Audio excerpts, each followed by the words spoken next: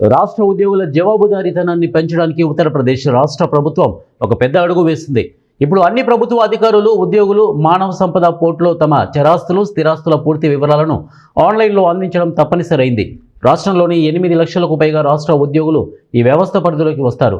ప్రభుత్వ సూచనల ప్రకారం డిసెంబర్ 31, 2025 నాటికి సంపాదించిన అన్ని స్థిర చరాస్తుల వివరాలను జనవరి 31, 2026 నాటికి పోర్టల్లో అప్లోడ్ చేయాలి. నిర్ణీత గడుపులోపు సమాచారాన్ని సమర్పించని ఉద్యోగులపై కఠిన చర్యలు తీసుకుంటారు.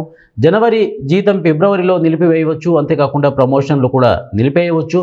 అంతకుముందు అన్ని అధికారులు, ఉద్యోగులు డిసెంబర్ 31, 2024 వరకు సంపాదించిన ఆస్తుల వివరాలను జనవరి 31లోగా మానవ వనరుల పోర్టల్లో సమర్పించాలని ప్రధాన కార్యదర్శి స్పష్టం చేశారు.